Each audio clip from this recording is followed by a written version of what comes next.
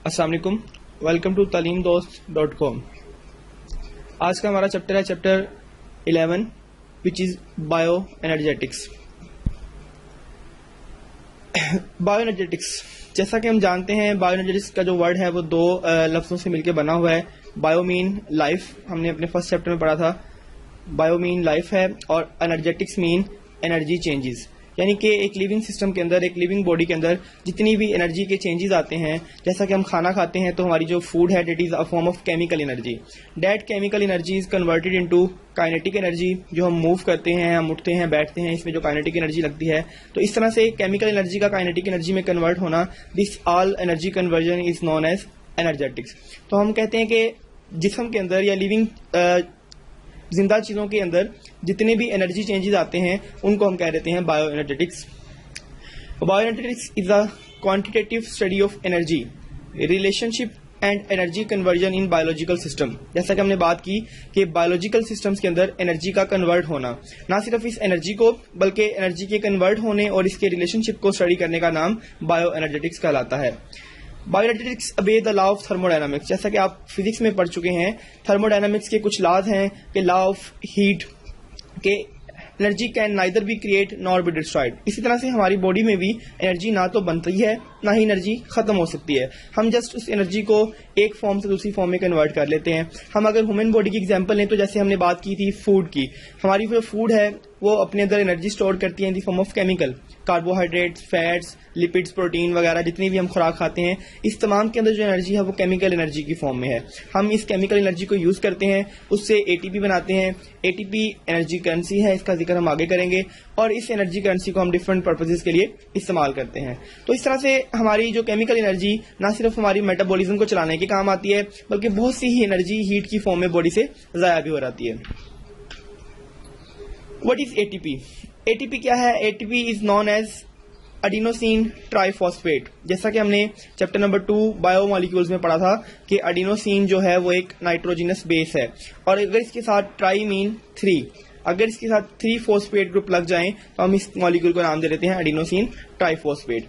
अब एनर्जी की हवाले से अगर एटीपी को देखा जाए तो ATP is a energy rich molecule.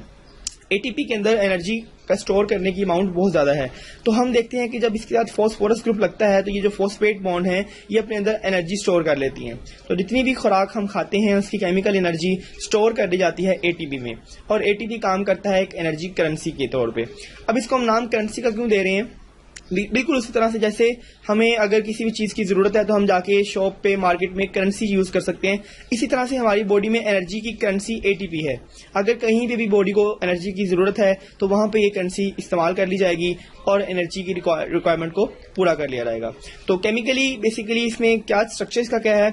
Adenine एक नाइट्रोजनस बेस है जो कि अटैच है राइबोस शुगर के साथ, बिल्कुल उसी तरह जैसे कि डीएनए में भी होती है, और इस एडिनोसिन के साथ एक फॉस्फेट का मॉलिक्यूल भी अटैच है। तो ये 3 फॉस्फेट के ग्रुप लगने से इसके दरमियान 3 हाई एनर्जी बॉन्ड्स बनती हैं, और ये हाई एनर्जी जो एनर्जी कंपाउंड बनता है that is known as ATP. ATP forms, अब एटीपी बनता कैसे है जरा इसको समझते हैं। एनर्जी रिलीजिंग रिएक्शन, हमारी बॉडी में कुछ ऐसे रिएक्शंस होते हैं जहां पे एनर्जी रिलीज होती है। फॉर एग्जांपल हमने खुराक खाई है, कार्बोहाइड्रेट खाया है, कार्बोहाइड्रेट के टूटने से हमें एनर्जी मिलती है। इस चीज को भी हम आगे पढ़ेंगे। इस एनर्जी को हम स्टोर कर लेंगे एटीपी की शक्ल में, और फिर जहां पे एनर्जी की रिक्वायरमेंट है, एनर्जी रिक्वायरिंग रिएक्शंस, बहुत सी रिएक्शंस ऐसे हैं जिन्हें एनर्जी की जरूरत है, वहां पे हम इस एटीपी को तोड़ के इससे एनर्जी ले लेंगे और अपने सेल में मौजूद तमाम कामों को सरअंजाम देंगे। देन एनाबॉलिक पाथवे, हमने पीछे एक वर्ड का जिक्र किया मेटाबॉलिज्म। अब यहाँ पे आपको पता होना चाहिए मेटाबॉलिज्म क्या है। बॉडी में चलने वाले डिफरेंट रिएक्शंस जो कि डिफरेंट तरह के होते हैं, इन तमाम को अगर सम कर दिया जाए तो हम इसे कहते हैं मेटाबॉलिक रिएक्शन या मेटाबॉलिज्म। मेटाबॉलिक रिएक्शन की 2 टाइप्स हैं, number 1 anabolism and number 2 catabolism. तो हम पहले बात करेंगे एनाबॉलिज्म की। एनाबॉलिक पाथवे या एनाबॉलिज्म रिएक्शंस, ये ऐसे रिएक्शंस हैं जिनमें आप सिंपल कंपाउंड्स को यूज करके कोई हैवी कंपाउंड बिल्ड करते हैं। मेटाबॉलिक रिएक्शंस विच कंज्यूम एनर्जी, जो एनर्जी को कंज्यूम करेंगे, एंड बिल्ड कॉम्प्लिकेटेड मॉलिक्यूल, और इससे कॉम्प्लेक्स और हाई एनर्जी मॉलिक्यूल्स बिल्ड कर ले जाएंगे। फॉर एग्जाम्पल फोटोसिंथेसिस, खुराक की तैयारी का अमल। पौधे कार्बन डाइऑक्साइड लेते हैं और साथ में वाटर लेते हैं।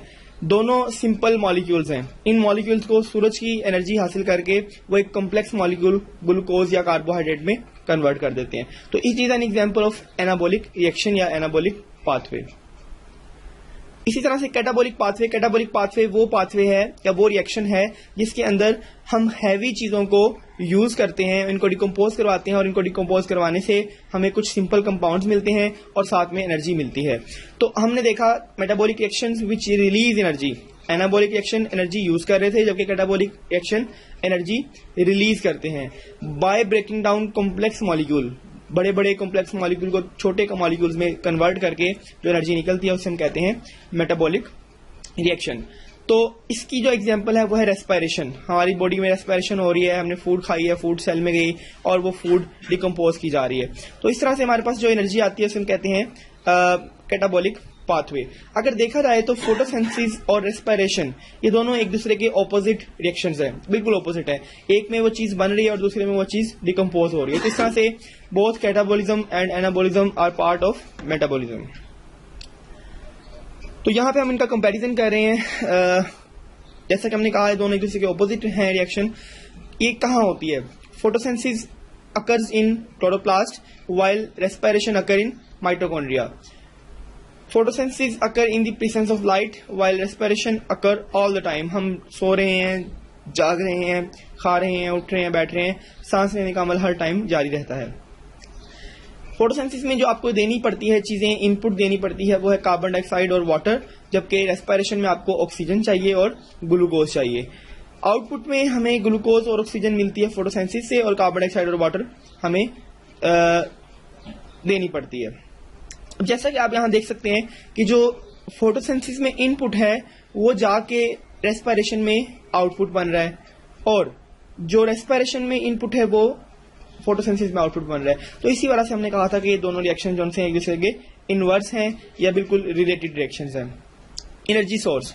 फोटोसिंथेसिस के दौरान एनर्जी कहां से आती है? एनर्जी लाइट से आती है और रेस्पिरेशन के दौरान एनर्जी जो है वो केमिकल बॉन्ड से आती है। Energy result. एनर्जी स्टोर होती है जबकि रेस्पिरेशन में एनर्जी रिलीज होती है और उस एनर्जी को हम यूज कर लेते हैं। देन फोटोसिंथेसिस क्या है? Photosynthesis provide carbohydrate substrate. Photosynthesis एक ऐसा प्रोसेस है जो कि कार्बोहाइड्रेट पैदा करने के लिए आपको एक साइट प्रोवाइड करती है। रेस्पिरेशन प्लस ग्लाइकोलाइसिस, ये दोनों हम चीजें आगे भी पढ़ेंगे। Energy in carbohydrate is release in controlled manner. Photosynthesis के जरिए एनर्जी कार्बोहाइड्रेट की फॉर्म में स्टोर की जाती है और रेस्पिरेशन और ग्लाइकोलाइसिस की वजह से हम इस एनर्जी को रिलीज करवा लेते हैं एक कंट्रोल्ड मैनर में। सो फोटोसिंथेसिस को हम कहते हैं कि ये एनर्जी कैप्चरिंग यानी कि एनर्जी को कैप्चर करने वाला स्टोर करने वाला प्रोसेस है और रेस्पिरेशन एक एनर्जी रिलीजिंग या फिर एनर्जी को रिलीज करने वाला प्रोसेस है।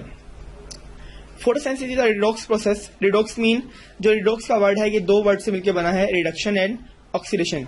यानी कि रिडक्शन हमने केमिस्ट्री में पढ़ा कि रिडक्शन एक ऐसी रिएक्शन है जिसके अंदर इलेक्ट्रॉन का गेन, हाइड्रोजन का गेन या ऑक्सीजन का लॉस हो। इसी तरह से ऑक्सीडेशन इसका उलट है। अगर ये दोनों रिएक्शन रिडक्शन और ऑक्सीडेशन एट अ टाइम होते रहें तो इस प्रोसेस को हम कह देते हैं रिडॉक्स रिएक्शन। तो जो फोटोसिंथेसिस है ये एक रिडॉक्स रिएक्शन है। इसमें जो वाटर है वो ऑक्सीडाइज होता है और जो कार्बन डाइऑक्साइड है वो रिड्यूस होता है। क्योंकि कार्बन डाइऑक्साइड अपने इलेक्ट्रॉन्स वाटर को देगा तो हम कहेंगे कार्बन डाइऑक्साइड रिड्यूस हो चुका और वाटर जो है वो ऑक्सीडाइज हो चुका। एक्चुअली जो वाटर है वो अपने इलेक्ट्रॉन्स कार्बन को देता है और कार्बन डाइऑक्साइड रिड्यूस हो जाती है। रिडक्शन को प्रोसेस को हम क्या कहते हैं? 6 carbon dioxide plus 6 H2O reaction के बाद एक ग्लूकोज का मॉलिक्यूल बनेगा और साथ में ऑक्सीडेशन बनेगा। अब यहाँ हम देख सकते हैं कार्बन डाइऑक्साइड इज रिड्यूस्ड क्योंकि कार्बन डाइऑक्साइड के अंदर हाइड्रोजन ऐड हुए हैं ये वाले, और वाटर का मॉलिक्यूल जो है वो ऑक्सीडाइज हो चुका है क्योंकि इससे हाइड्रोजन एटम रिमूव हो चुका है। तो हम इसे कहते हैं कि this is a complete redox reaction, a reaction having reduction and oxidation both. इसी तरह से अगर हम इसको उल्टा कर दें तो हमारे पास रेस्पिरेशन बनती है। रेस्पिरेशन भी रिडॉक्स रिएक्शन है, कार्बोहाइड्रेट की ऑक्सीडेशन हो रही है और आपके पास ऑक्सीजन की रिडक्शन हो रही है। देन फोटोसिंथेसिस, जैसा कि हमने अभी बात की कि एक ऐसा प्रोसेस जिसके अंदर एनर्जी पुअर इनऑर्गेनिक कंपाउंड्स को ऑक्सीडाइज किया जाता है इन high energy compound just like carbohydrate. A process in which energy poor inorganic compounds oxides of carbon compounds, carbon dioxide and hydrogen are reduced to energy rich carbohydrate. Using the light energy. जी, अब यहाँ पे ये concept बड़ा important है कि photosynthesis को हम फोटो क्यों कह रहे हैं? Photo mean light and synthesis mean तैयार करना, क्योंकि ये तैयारी कार्बोहाइड्रेट की जो ये लाइट के बगैर मुमकिन नहीं है। डेट्स वाई हम इसे कहते हैं फोटोसेंसिस। और ये लाइट एब्जॉर्ब करता है एक स्पेशल मॉलिक्यूल जिसको हम कहते हैं क्लोरोफिल। तो क्लोरोफिल की मदद से लाइट को एब्जॉर्ब करके कार्बन डाइऑक्साइड और वाटर को कार्बोहाइड्रेट में कन्वर्ट करवाने के प्रोसेस का नाम फोटोसेंसिस है, जिसे उर्दू में हम ज़ियाई तालीफ के नाम से भी जानते हैं। Then importance of photosynthesis. Photosynthesis की इंपॉर्टेंस क्या है?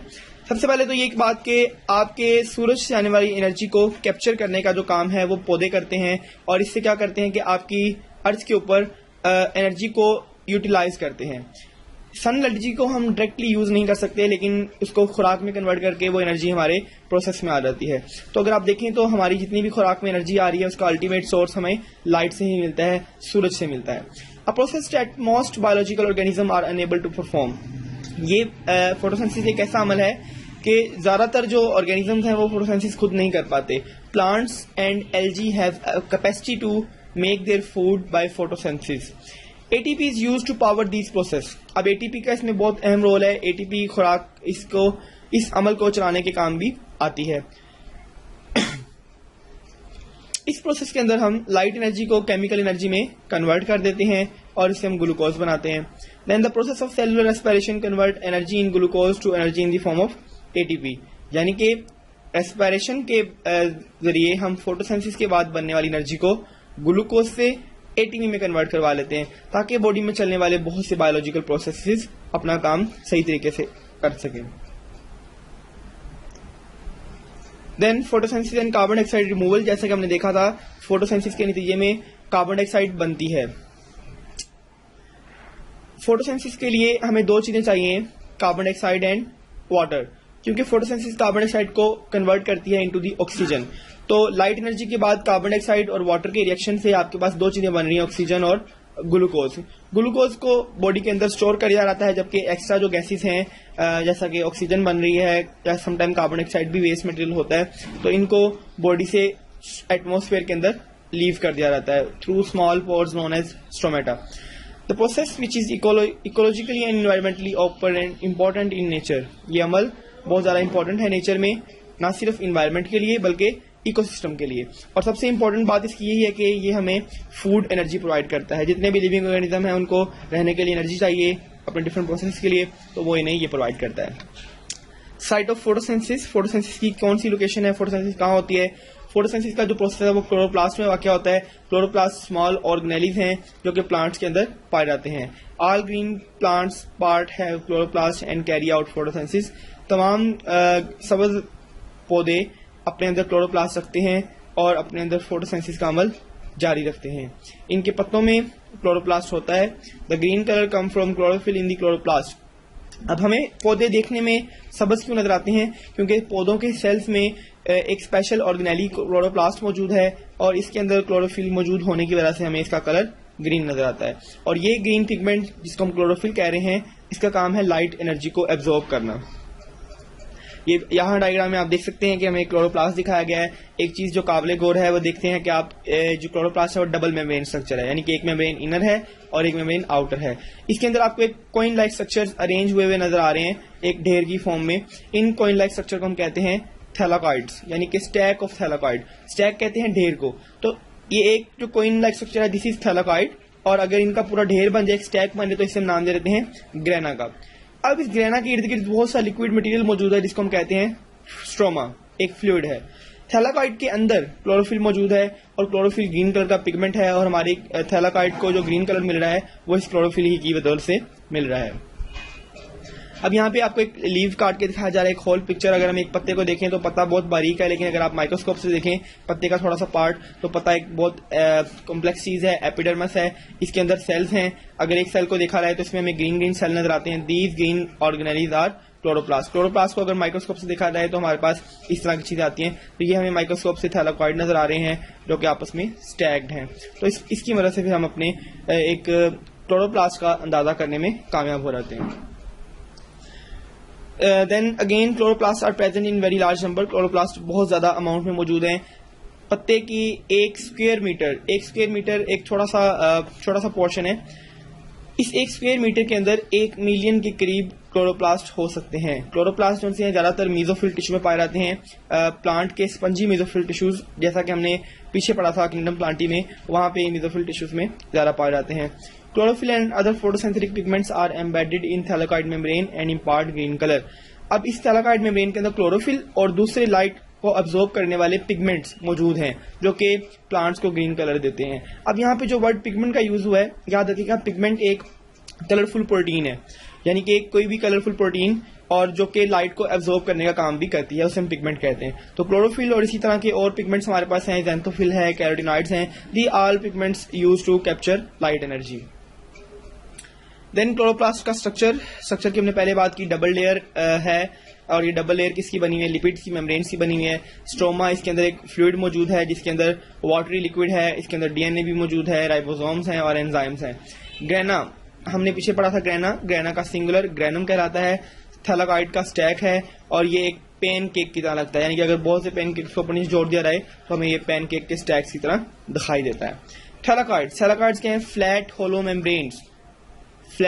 मेम्ब्रेन्स, यानी कि एक थैलाकॉइड की अगर हम बात करें तो इस तरह की एक फ्लैट सी और अंदर से खोखली, अंदर से खाली मेम्ब्रेन है, और जो कि इंटरकनेक्टेड डिस्क हैं, आपस में कनेक्टेड भी हैं और एक दूसरे के ऊपर स्टैक की फॉर्म में अरेंज भी हुई हैं। Lamella, connective tubes between thylakoid so membrane is continuous. आपकी इस ट्यूब्स के दरमियान जो कनेक्शंस हैं थैलाकॉइड के, उसे हम कहते हैं लेमेला। जैसा कि डायग्राम में आप देख सकते हैं, हमारे पास यहाँ इनर मेम्ब्रेन है, आउटर मेम्ब्रेन है, स्ट्रोमा है, फिर लेमेला नजर आ रही है आपको, अगेन स्ट्रोमा है, देन इंटर मेम्ब्रेनस स्पेस है, मेम्ब्रेन के दरमियान भी स्पेस पाई जाती है, this is grana and this is thylakoid. तो ये हमारे क्लोरोप्लास्ट का यूनिक सा स्ट्रक्चर है। फिर हम यहाँ बात करते हैं एक प्रोसेस की, इट इज नोन एज केमियोऑस्मोसिस। केमियोऑस्मोसिस क्या है? जब हमारी फोटोसिंथेसिस का प्रोसेस स्टार्ट होता है तो वाटर से इलेक्ट्रॉन्स निकलते हैं और एक चेन चलती है, electron transport chain.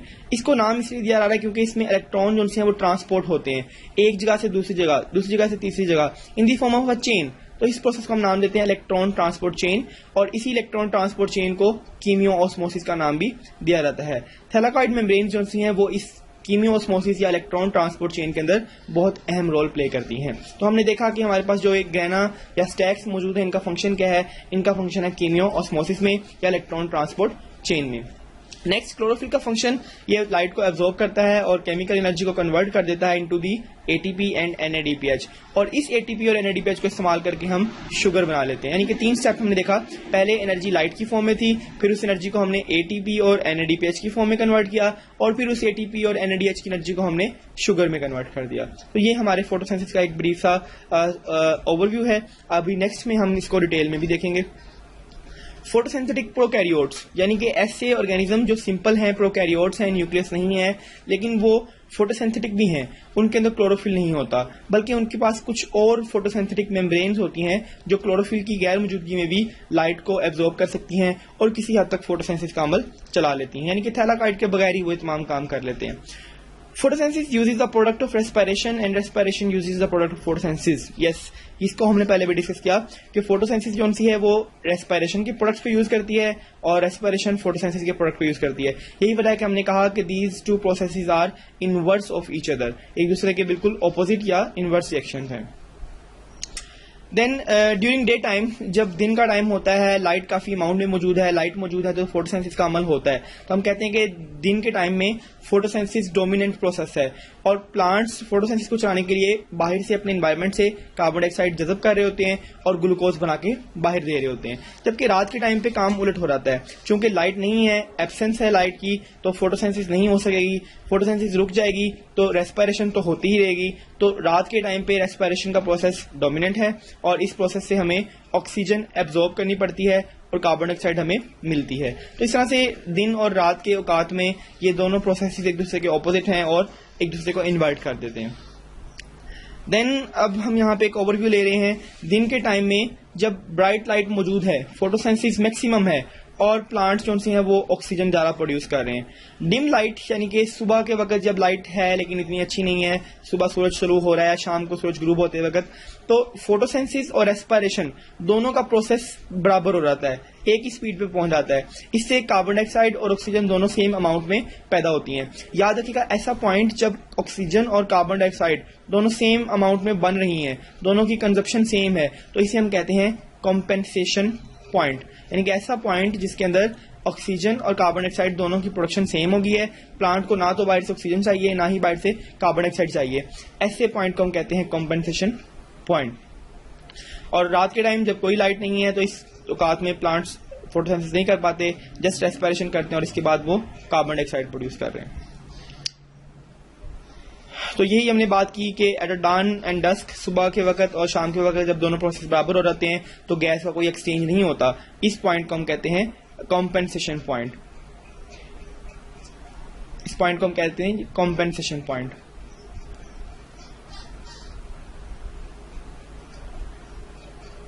In 1930, when Neil hypothesized the plant split water as a source of hydrogen, releasing oxygen as a byproduct.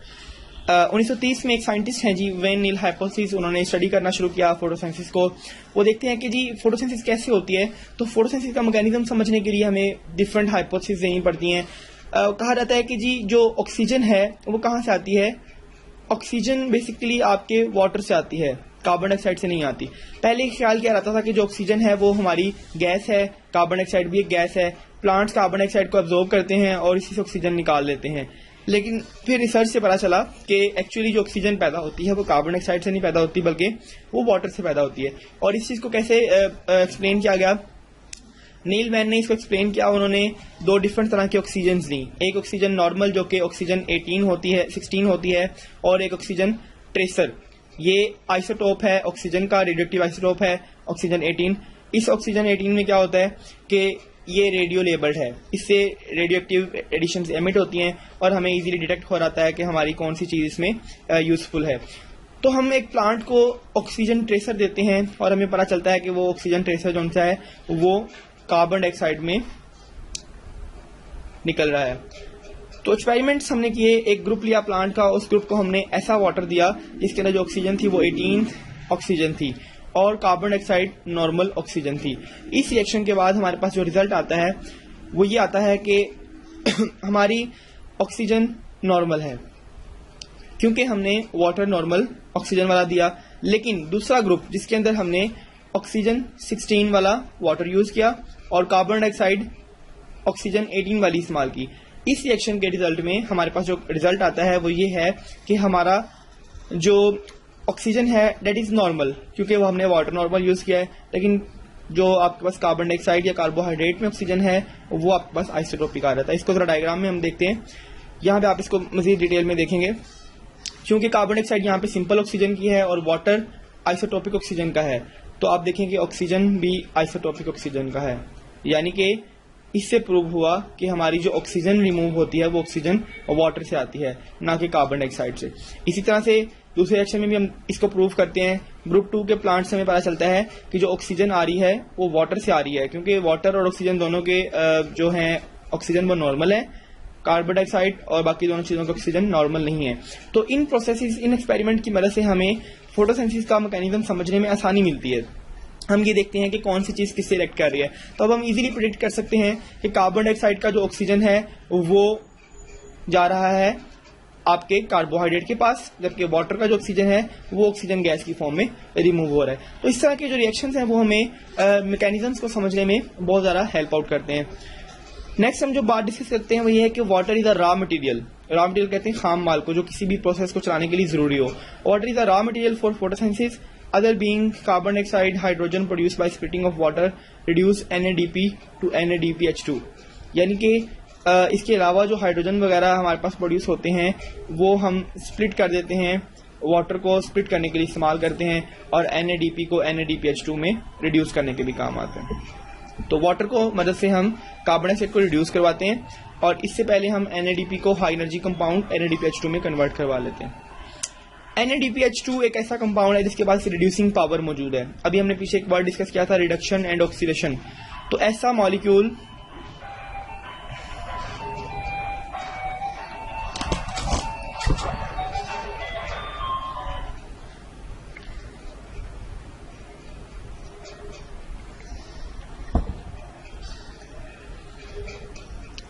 ऐसा मॉलिक्यूल जो दूसरों को रिड्यूस करने की पावर रखता हो उसे हम कहते हैं इट हैज रिड्यूसिंग पावर।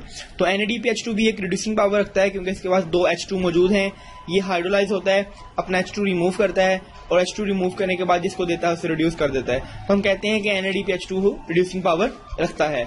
तो ये ATP के साथ मिलकर लाइट रिएक्शन चलाता है और लाइट रिएक्शन के बाद डार्क रिएक्शन में भी काम आता है। यानी कि ये NADH2 जो है लाइट रिएक्शन में फॉर्म हो जाता है और डार्क रिएक्शन में इसकी एनर्जी को यूज करके हम बाकी के काम चला लेते हैं।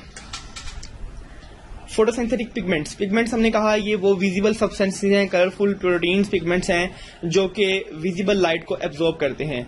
लाइट की डिफरेंट वेवलेंथ होती है, 380 से लेके 750 नैनोमीटर की जो लाइट है इस वेवलेंथ की लाइट को हम देख सकते हैं। इससे ऊपर अल्ट्रावायलेट और इससे नीचे इंफ्रारेड रेडिएशन, इन दोनों रेडिएशन को हम डिटेक्ट नहीं कर सकते।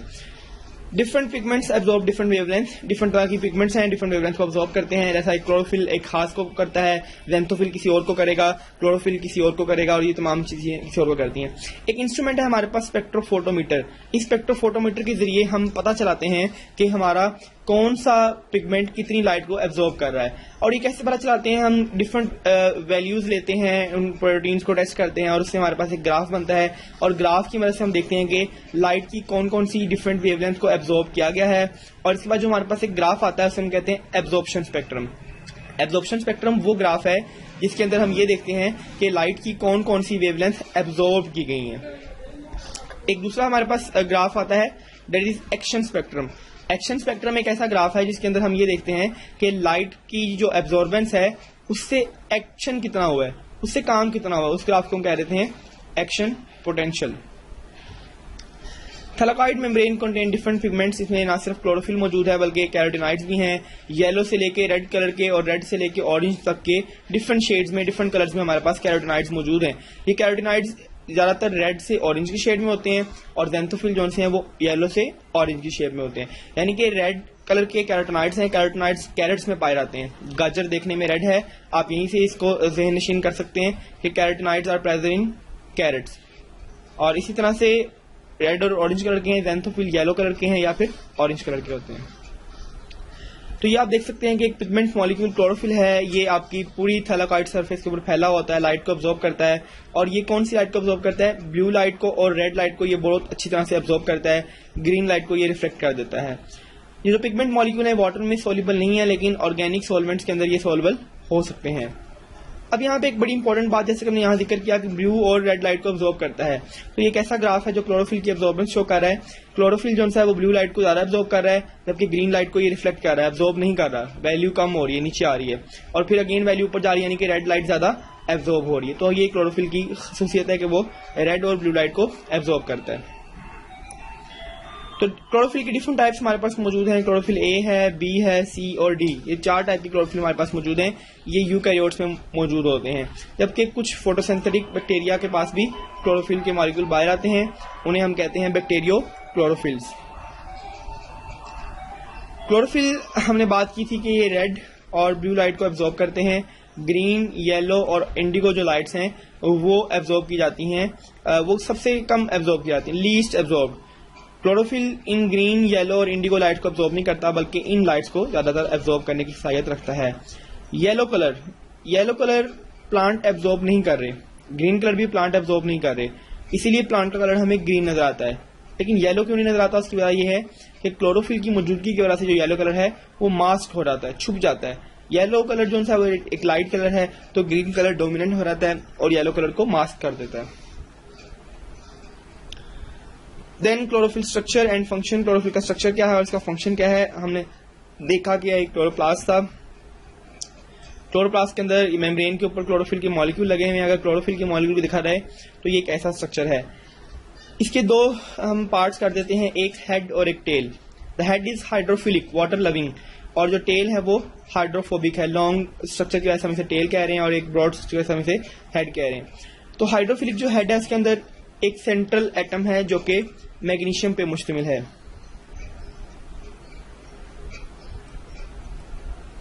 सेंट्रल एटम जो है वो मैग्नीशियम है और इसकी साइडों पे हमारे पास कुछ पोरफायरिन रिंग मौजूद हैं। पोरफायरिन रिंग ये ऐसे रिंग्स हैं जो कि स्पेशल टाइप के कार्बन स्ट्रक्चर्स हैं, पेंटागोनल स्ट्रक्चर हैं और ये मिलकर पोरफायरिन रिंग बनाते हैं। मेन थिंग इज मैग्नीशियम जो सेंटर में लगा हुआ है। हमने हीमोग्लोबिन में देखा था हीमोग्लोबिन भी इसी तरह का मॉलिक्यूल है और उसमें सिर्फ एक फर्क ये आता है कि उसमें इस मैग्नीशियम की जगह यहाँ पे फेरस आयन लग जाता है और आपके इस पूरे मॉलिक्यूल की जो केमिस्ट्री है वो चेंज हो जाती है। तो हेड जो सा कॉम्प्लेक्स स्ट्रक्चर है, इसको हम पोरफायरिन रिंग कहते हैं। ये ज्वाइंट है 4 स्मॉलर पायरोल रिंग से। This porphyrin ring is joint with small 4 pyrrole rings. और ये पायरोल रिंग्स किस चीज के बने हुए हैं? कार्बन और नाइट्रोजन के बने हुए हैं। मैग्नीशियम इनके सेंटर में मौजूद है और हर एन के साथ राब्ता करवा रहा है। That is why magnesium deficiency cause yellowing in plants. अगर पौधों के अंदर मैग्नीशियम की कमी होती है तो वो येलो होना शुरू हो जाते हैं, क्योंकि मैग्नीशियम फोटोसिंथेसिस के लिए बहुत जरूरी है, क्लोरोफिल बनाने के लिए बहुत जरूरी है। अगर मैग्नीशियम नहीं होगा तो प्लांट्स अपनी फोटोसिंथेसिस नहीं कर सकेंगे। Plant chlorophyll magnesium at the centre. यहाँ पे हमें कंपैरिजन दिया जा रहा है क्लोरोफिल का और हीमोग्लोबिन का। हमने भी बात की थी कि both are exactly similar except one atom. यहाँ पे मैग्नीशियम है, यहाँ पे आयरन है, इसके अलावा बाकी तमाम चीजें सेम है। तो हम कहते हैं कि जी हीमोग्लोबिन का जो हेम ग्रुप है वो बिल्कुल सिमिलर है हमारे क्लोरोफिल के पोरफायरिन रिंग के बराबर। लॉन्ग हाइड्रोकार्बन टेल जो कि पायरोल रिंग के साथ एक एंड पे अटैच है। क्लोरोफिल मॉलिक्यूल जो सी है वो हाइड्रोफोबिक कोर में एम्बेडेड है, जड़ी हुई है। क्लोरोफिल मॉलिक्यूल हाइड्रोफोबिक के कोर के अंदर अटैच है। यहाँ हम देख सकते हैं एक पोरफायरिन रिंग है। अब यहाँ पे हमारे पास डिफरेंट टाइप्स आती हैं क्लोरोफिल की। क्लोरोफिल ए है, क्लोरोफिल बी है। इनमें फर्क क्या है? They all are chlorophyll similar हैं, एक दूसरे से मैच करते हैं। फर्क क्या आता है? सिर्फ कुछ एटम्स का चेंज हो जाना पूरे क्लोरोफिल की कैरेक्टरिस्टिक्स को चेंज कर सकता है। जैसा कि हम देखते हैं अगर ये क्लोरोफिल ए है तो यहाँ पे CH3 ग्रुप लगा होगा और अगर ये क्लोरोफिल बी है तो यहाँ पे CH3 की बजाय CHO ग्रुप लगा होगा। तो सिर्फ एक फंक्शनल ग्रुप के चेंज होने से आपके क्लोरोफिल की भी वैरायटीज बन जाती हैं। और यहाँ पे आपको दिखाया जा रहा है कि एक डिफरेंस क्लोरोफिल ए का जो मॉलिक्यूलर फार्मूला है वो ये है और क्लोरोफिल बी का मॉलिक्यूलर फार्मूला ये है। यहाँ पे आपको ऑक्सीजन और हाइड्रोजन में फर्क नजर आ रहा है और वो हम पहले ही बात कर चुके हैं कि फंक्शनल ग्रुप में चेंज आने की वजह से चेंज आ रहा है। बाकी तमाम चीजें इनमें सेम है, एग्जैक्ट हैं। तो ये फंक्शनल ग्रुप की चेंज होने की वजह से इसकी कैपेसिटी में क्या फर्क आता है? Chlorophyll A absorb blue green light जबकि chlorophyll B absorb yellow green light. Then absorption of chlorophyll. Chlorophyll की एब्जॉर्प्शन का अगर हम ग्राफ बनाएं तो हम इसको देख सकते हैं कि वायलेट और खास तौर पे ब्लू इस लाइन पे आके जो क्लोरोफिल है वो मैक्सिमम एब्जॉर्ब कर रहा है। ग्रीन को बहुत कम एब्जॉर्ब करता है इसलिए ग्राफ नीचे जा रहा है। थोड़ा सा येलो किया लेकिन स्टिल वो कम है। ऑरेंज को भी थोड़ा सा कर रहा है और रेड की पीक आ रही है। ये जो दो पीक हमारे पास आ रही हैं ये हमें बताती हैं कि chlorophyll absorb maximum blue light and maximum red light. बाकी की लाइट जो हैं वो कम होती हैं और रिफ्लेक्ट कर दी जाती हैं। Then carotenoids. कैरोटिनॉइड्स हमने कहा था येलो या ऑरेंज कलर के रेड पिगमेंट्स हैं। ये ब्लू कलर को और वायलेट कलर को एब्जॉर्ब करते हैं और इनका कलर जो है वो ऑरेंज या रेड होता है। हमारे अक्सर चीजों में जैसा कि आप देख रहे हैं गाजर में, शिमला मिर्च में, टमाटर में और इस तरह की चीजों में ये पाए जाते हैं। क्लोरोफिल ए जो है वो एसेसरी पिगमेंट कहलाता है। एसेसरी कहते हैं फालतू चीज को। जैसा कि हम अगर मोबाइल खरीदते हैं तो उसके बाद हमें एसेसरीज मिलती हैं। तो ये पिगमेंट्स के साथ कुछ एसेसरी पिगमेंट्स हैं जो पिगमेंट्स की हेल्पिंग आउट करते हैं। ये लाइट को ना सिर्फ एब्जॉर्ब करते हैं बल्कि अपनी एनर्जी को क्लोरोफिल ए की तरफ ट्रांसफर भी करते हैं ताकि एनर्जी की अमाउंट को बढ़ाया जा सके। ऑर्डर क्या है इनके एनर्जी ट्रांसफर करेंगे? सबसे पहले कैरोटिनॉइड्स एनर्जी लेते हैं, वो अपनी एनर्जी क्लोरोफिल बी को देते हैं। Chlorophyll B energy chlorophyll A को प्रोवाइड करता है। तो क्लोरोफिल ए एक्चुअली मेन चीज है जो कि बाकी सबसे एनर्जी रिसीव करके काम चलाती है। Protect chlorophyll from intense light, protect I. अब यहाँ पे कैरोटिनॉइड का एक और फंक्शन है कि ना सिर्फ कैरोटिनॉइड्स एक्स्ट्रा लाइट को एब्जॉर्ब करते हैं बल्कि एक्स्ट्रा लाइट को क्लोरोफिल को तबाह करने से बचाते भी हैं। यानी कि अगर लाइट बहुत शदीद है, तेज है तो उस लाइट को एब्जॉर्ब होने से रोकेंगे और उसे रिफ्लेक्ट कर देंगे। इस तरह की कैरोटिनॉइड्स हमारी आईज पे भी मौजूद हैं।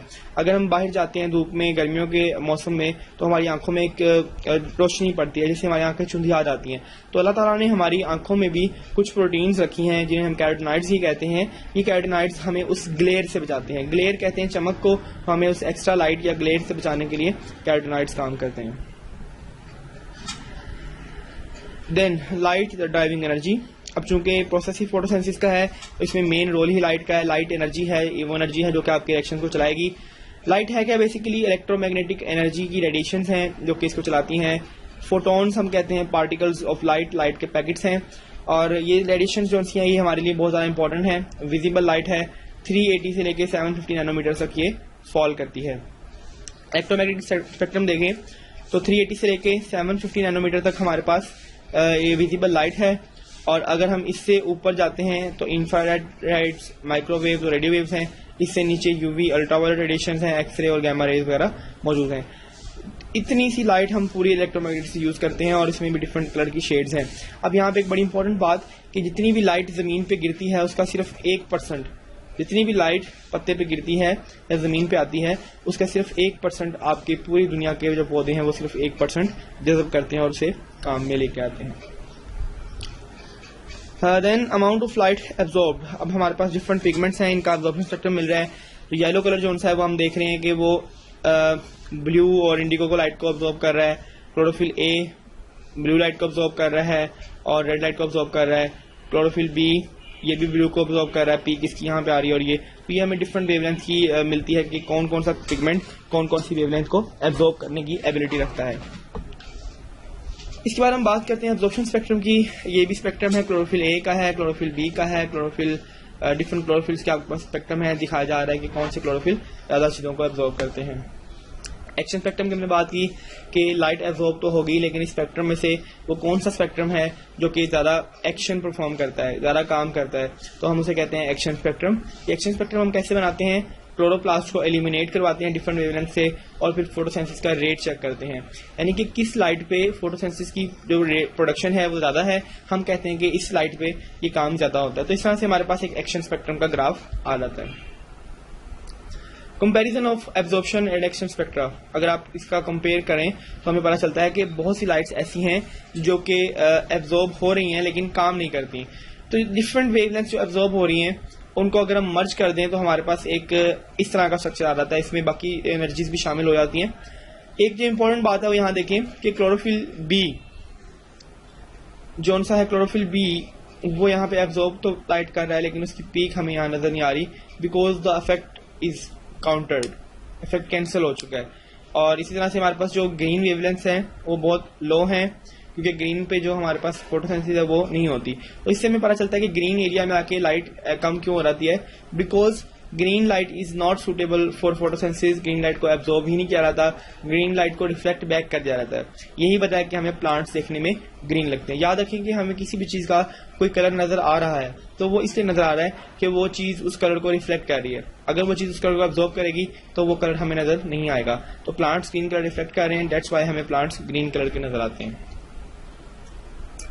Then chlorophyll A, chlorophyll B and carotenoids का एक कंपैरिजन आपके सामने है और इसमें जो फोटोसेंसिस है वो हमें अगेन यही पता चल रहा है कि रेड और ब्लू के अंदर फोटोसेंसिस मैक्सिमम है, यानी कि ये लाइट्स हैं जो कि रेड और ग्रीन के अंदर मैक्सिमम तौर पे काम करती हैं। इस चीज को डिस्कवर किया था एक एक्सपेरिमेंट करके जर्मन बायोलॉजिस्ट थे डब्ल्यू एंगलमैन। 1883 में उन्होंने स्पायरोजारा से काम किया और स्पायरोजारा के बिहेवियर से उन्होंने पता चलाया कि कौन सी लाइट जो सी है ज्यादा काम करती है। Role of carbon dioxide in photosynthesis, carbon dioxide का क्या रोल है? Light reaction, dark reaction.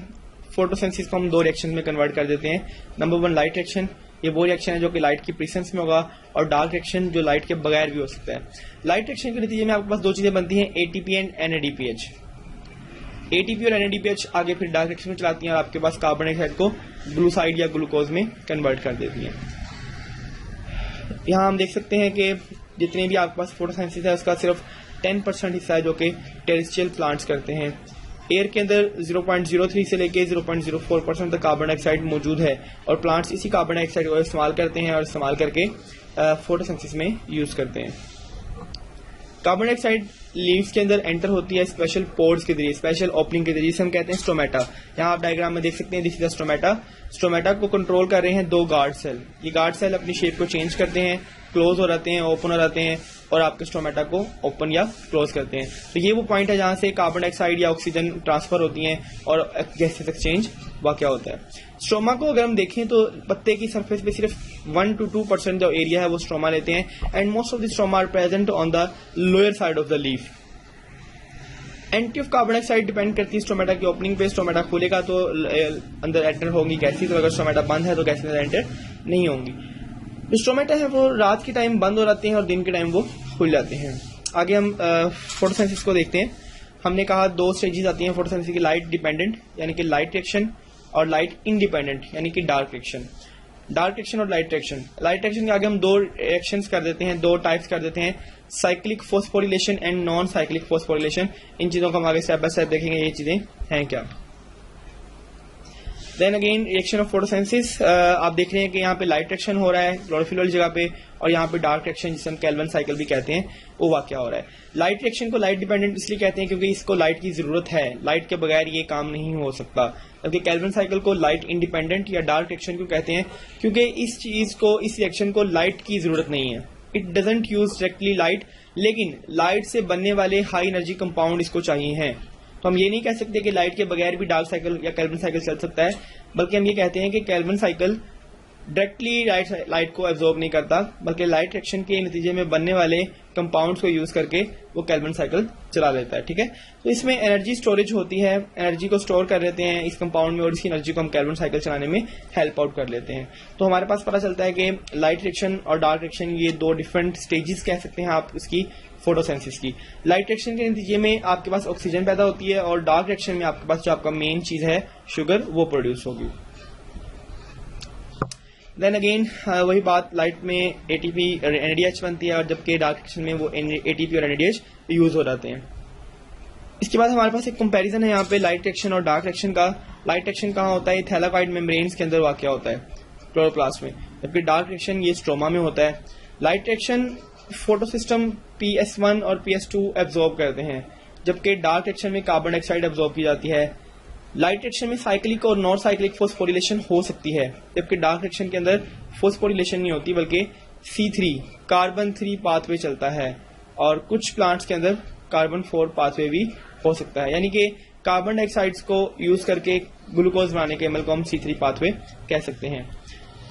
Then end products are ATP and NADPH2। इसके रिएक्शन के नतीजे में हमारे पास ATP बनता है और NADPH2 बनता है, they are high energy compound, और डार्क रिएक्शन में हम इन हाई एनर्जी कंपाउंड्स को ग्लूकोज में कन्वर्ट कर लेते हैं। यहाँ पे जो हमारे पास मेन चीज बनती है वो बन रही है ऑक्सीजन, वाटर यूज करके हम ऑक्सीजन बना रहे हैं, जबकि यहाँ पे हम शुगर बना रहे हैं फ्रॉम कार्बन डाइऑक्साइड। तो ये आपके पास एक मेन पर्सपेक्टिव आ जाता है।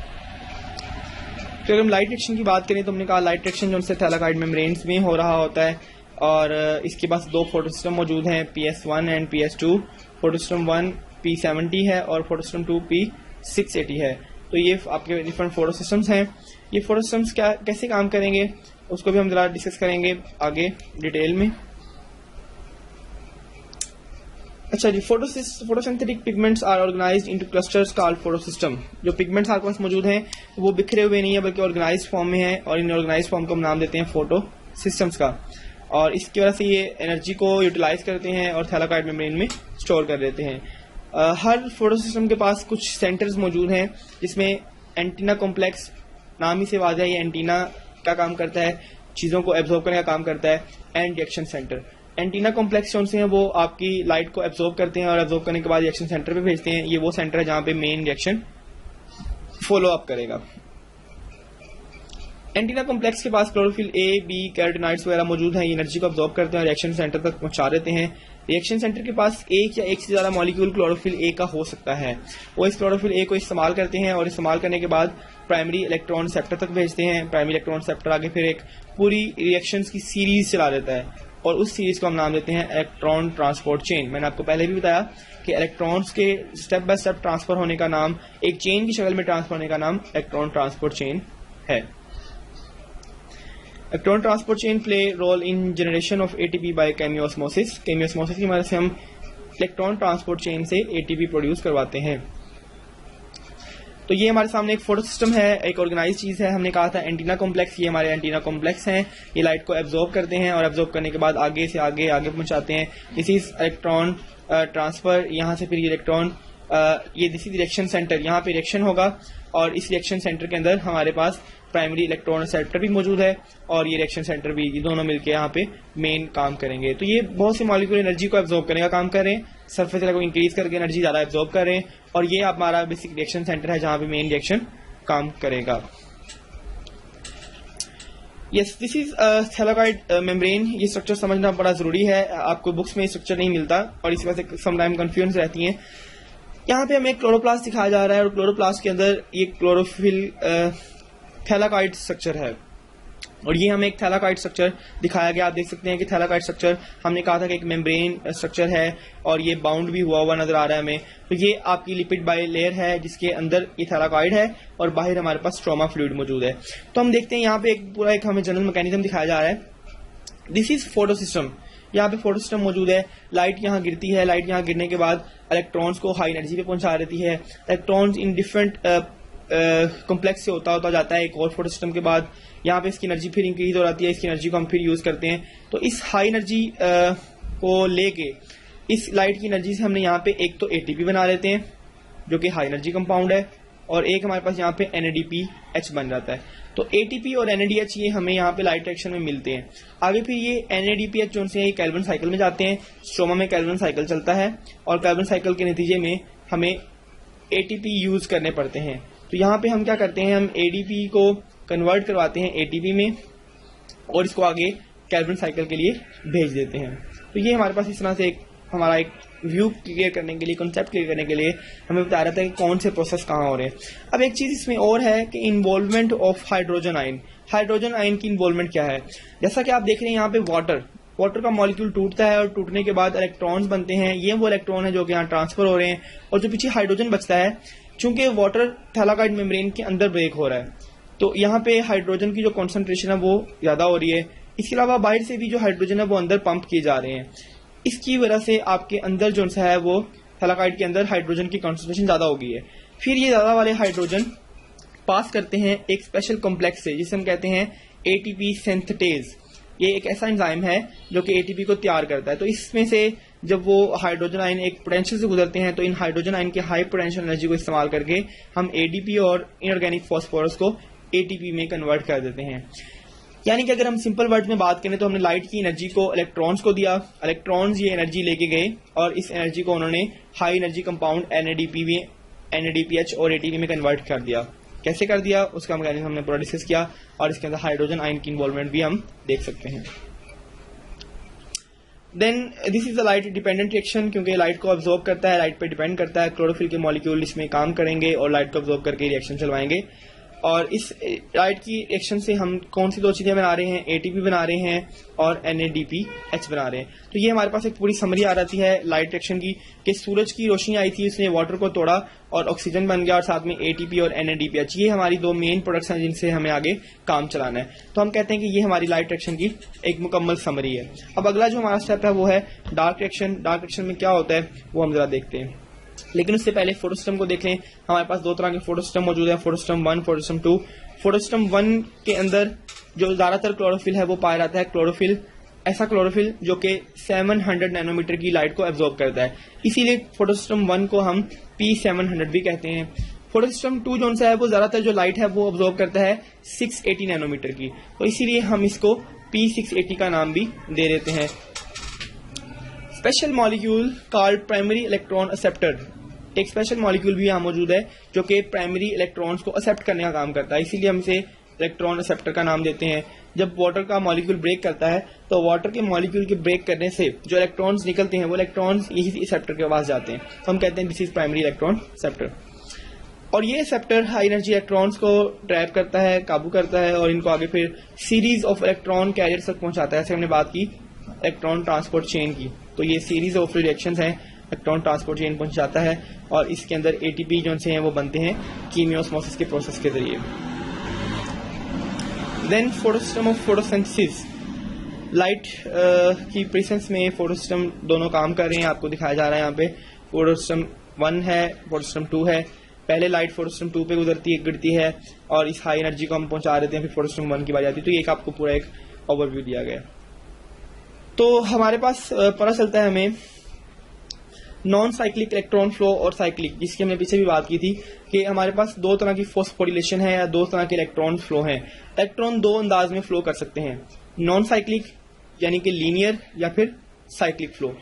नॉन साइक्लिक फ्लो के अंदर फोटो सिस्टम 1 और फोटो सिस्टम 2 दोनों शामिल हैं, जबकि साइक्लिक के अंदर सिर्फ फोटो सिस्टम 1 शामिल है और बार बार वही फोटो सिस्टम यूज होता रहता है। यहाँ पे हमें एक बड़ी एक आर्टिस्टिक सी डायग्राम नजर आती है और ये अगर हम डायग्राम समझें तो हमें समझ आ जाती है। This is basically photo system. आपके पास क्या हुआ कि हमारे पास लाइट आती है और लाइट के आने से हमारे पास एनर्जी आती है। हम कहते हैं कि पहले हमारी जो लाइट है वो गिरती है फोटो सिस्टम 2 पे। फोटो सिस्टम 2 के ऊपर जब लाइट गिरती है तो लाइट इलेक्ट्रॉन्स को हाई एनर्जी पे पहुंचा देती है। आप देख सकते हैं कि यहाँ पे जो इलेक्ट्रॉन्स हैं वो हाई एनर्जी पे चले गए हैं। ये लाइट एनर्जी थी, इसने प्रोटॉन्स की एनर्जी दी इसको, और electrons will be converted into high energy. अब इस हाई एनर्जी से एक मिल चलाई जाएगी और इस मिल के चलने से आपके पास एटीपी बनेगा। फिर ये एनर्जी दोबारा से लो एनर्जी पे पहुंच जाएगी। फिर फोटो सिस्टम 1 लाइट की एनर्जी को अब्जॉर्ब करेगा और यहाँ पे जो प्रोटॉन्स हैं वो इसको फिर हाई एनर्जी पे कन्वर्ट कर देंगे और इस हाई एनर्जी को हम दोबारा से यूज करेंगे और एनएडीपीएच बनाएंगे। तो ये एटीपी और एनएडीपीएच जो हैं ये हमारे मेन कंसर्न की चीजें हैं जो कि आप देख रहे हैं कि यहाँ बन रहे हैं। तो फोटो सिस्टम 2 और फोटो सिस्टम का 1 क्या है, वो इन इलेक्ट्रॉन्स की एनर्जी को बूस्ट कर देते हैं और फिर इन इलेक्ट्रॉन की एनर्जी को यूज करते हुए हम अपने एटीपी या एनएडीपीएच बना लेते हैं। तो यहाँ तक हम बात कर रहे हैं लाइट एक्शन की। हमने लाइट एक्शन की साइक्लिक फॉस्फोरिलेशन और नॉन साइक्लिक फॉस्फोरिलेशन दोनों को डिस्कस किया। अब यहाँ पे अगेन जो हमने पहले एक डायग्राम देखी, अब वो एक रियलिस्टिक पिक्चर की फॉर्म में दिखाई जा रही है कि फोटो सिस्टम 2 पे लाइट गिरी, फोटो सिस्टम 2 ने आपके वाटर को तोड़ दिया ऑक्सीजन में और हाइड्रोजन में, और इस एनर्जी की वजह से जो इलेक्ट्रॉन्स रिलीज हुए थे वो इलेक्ट्रॉन्स हाई एनर्जी पे पहुंच गए। अब इन इलेक्ट्रॉन्स को एक्सेप्ट किया प्राइमरी इलेक्ट्रॉन एक्सेप्टर ने, उनको आगे एक पीक्यू प्लास्टोक्वाइनिन प्रोटीन तक पहुंचाया, फिर साइटोक्रोम कॉम्प्लेक्स तक पहुंचाया, फिर पीसी तक पहुंचाया। तो ये जो सीरीज ऑफ स्टेप्स हैं इसको हम इलेक्ट्रॉन ट्रांसपोर्ट चेन भी कहते हैं, क्योंकि इलेक्ट्रॉन इसमें चेन की फॉर्म में ट्रांसपोर्ट हो रहे हैं। या इसको हम एक और नाम देते हैं कैमियो ऑस्मोसिस। इसी कैमियो ऑस्मोसिस के दौरान जब आपके इलेक्ट्रॉन ट्रांसफर हो रहे थे तो इन इलेक्ट्रॉन्स की एनर्जी को यूज करके हमने एटीपी तैयार कर ली, ठीक है। तो फिर इलेक्ट्रॉन्स लो एनर्जी पे आ गए, लाइट एनर्जी अगेन आई, आपके इलेक्ट्रॉन दोबारा से हाई एनर्जी पे चले गए और अगेन इसको एक्सेप्ट किया गया। एक फेरोडॉक्सिन एक और प्रोटीन है वो इन इलेक्ट्रॉन को रिसीव करेगी और फिर ये इलेक्ट्रॉन जो हैं वो एनएडीपीएच में कन्वर्ट हो जाएंगे, यानी कि ये इलेक्ट्रॉन्स एनर्जी देंगे एक एंजाइम को एनएडीपी रिडक्टेज। एज का वर्ड शो कर रहा है कि एक एंजाइम है और इसका नाम इसी लिखा गया है क्योंकि ये एनएडीपी को रिड्यूस करता है, उसके अंदर हाइड्रोजन का इजाफा करवाता है। जैसे कि आप देख रहे हैं कि एनएडीपी में हाइड्रोजन ऐड करेगा तो ये रिडक्शन होगी और इस रिडक्शन के बाद एनएडीपीएच बन रहा है। तो यहाँ पे फिर अगेन वो लाइट की मदद से एनएडीपीएच को प्रोड्यूस करवा रहा है। यहाँ पे अब हमें साइक्लिक फॉस्फोरिलेशन दिखाई जा रही है। नॉन साइक्लिक में हमने देखा था कि आपके पास 2 डिफरेंट तरह के फोटो सिस्टम इन्वॉल्व थे, लेकिन यहाँ पे अब आपके पास एक ही फोटो सिस्टम इन्वॉल्व है, दैट इज फोटो सिस्टम 2। इस सेक्शन में क्या है कि जो लाइट एब्जॉर्ब कर रहा है वो मेनली आपका फोटो सिस्टम 1 एब्जॉर्ब कर रहा है, just photo system 1। Photo system 1 light की एनर्जी को एब्जॉर्ब करता है, इलेक्ट्रॉन को ऊपर मूव करवा देता है और ये जो इलेक्ट्रॉन्स हैं वो अगेन नीचे आते हैं और नीचे आने के बाद आपकी मिल चलाते हैं और अगेन ये सर्कल इस तरह से चलता रहता है।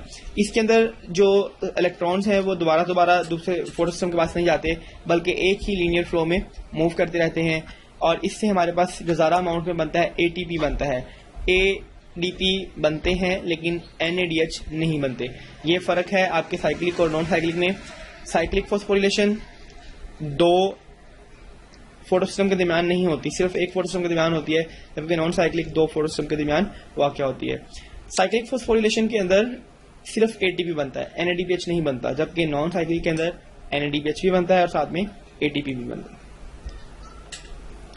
यहाँ पे अब हमें साइक्लिक फॉस्फोरिलेशन दिखाई जा रही है, ये वही है जो हमने लास्ट टाइम भी डिस्कस की, लेकिन यहाँ पे फ़र्क ये है कि हमारी जो साइक्लिक है वो सिर्फ यहाँ तक शामिल है, इसके अंदर बाकी पोर्शन हम ऐड नहीं करते। फोटो सिस्टम 1 के ऊपर लाइट आई, electrons are excited, electrons primary electron receptor के पास गए, वहाँ से एफडी साइटोक्रोम कॉम्प्लेक्स, फिर पीसी और दोबारा से फोटो सिस्टम 1 की तरफ आ गए। तो हमारा एक साइक्लिक जो प्रोसेस है this is known as cyclic phosphorylation. और इस साइक्लिक फॉस्फोरिलेशन के दौरान एनर्जी बनती है और साइटोक्रोम कॉम्प्लेक्स जो से हैं वो इस एनर्जी को रिलीज करते हैं और इस एनर्जी से हम एटीपी प्रोड्यूस करवा लेते हैं। This is the comparison between cyclic and non cyclic phosphorylation जो हमने जिक्र किया। ये तमाम वही बातें हैं कि यहाँ पे 2 फोटो सिस्टम इन्वॉल्व हैं लेकिन यहाँ पे सिर्फ एक फोटो सिस्टम इन्वॉल्व है। इलेक्ट्रॉन्स बार बार आते हैं रिएक्शन सेंटर में, इलेक्ट्रॉन सिर्फ एक बार आते हैं। तो ये वही डिफरेंस जो हमने डिस्कस किए हैं, तो ये आपकी आसानी के लिए एक जगह पे कंपाइल कर दिए गए हैं। देन फोटो सिस्टम की समरी हमारे पास आ गई है। हमने अभी तक लाइट रिएक्शन को देख लिया। लाइट रिएक्शन में एटीपी बना, एनएडीपीएच बना, वाटर बना, ऑक्सीजन बना। हमने लाइट रिएक्शन का ये पोर्शन अभी तक कवर किया है। अब नेक्स्ट जो हमारा पोर्शन होगा वो कार्बन साइकिल पे डिपेंड करेगा। अगेन लाइट रिएक्शन का एक ओवरव्यू है। आप देख सकते हैं कि एनएडीपीएच बन रहा है और एटीपी बन रहा है। तो ये एक पूरा क्लोरोप्लास्ट है, लेकिन सिर्फ स्कीम दी जा रही है आपको लाइट रिएक्शन की। अब ये साथ में कार्बन साइकिल भी आ गया और कार्बन साइकिल आने से एक मुकम्मल फोटोसिंथेसिस की तश्कील हो गई है।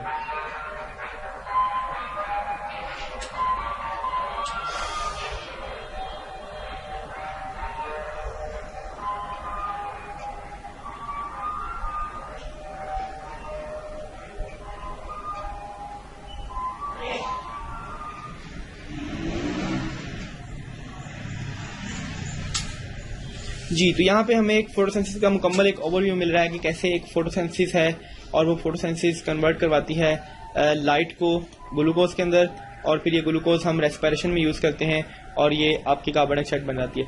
यानी कि हमारी पूरी लाइफ साइकिल्स जो चलते हैं, plants are producing glucose and oxygen and we animals are using glucose and oxygen, और हम दोबारा से हाइड्रोजन यानी कि वाटर और कार्बन डाइऑक्साइड पैदा कर रहे हैं। यानी कि फोटोसिंथेसिस और सेलुलर रेस्पिरेशन एक दूसरे के ऑपोजिट प्रोसेसेस हैं। हम इन चीज़ों को इस्तेमाल करके ये बनाते हैं और ये इस चीज़ों को इस्तेमाल करके ये बना रहे हैं। इस तरह से ही साइकिल चल रहा है और दुनिया के अंदर तमाम चीज़ें बैलेंस फॉर्म में हैं।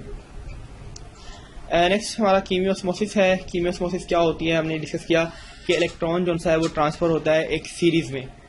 स्ट्रोमा के अंदर इलेक्ट्रॉन ट्रांसपोर्ट होते हैं।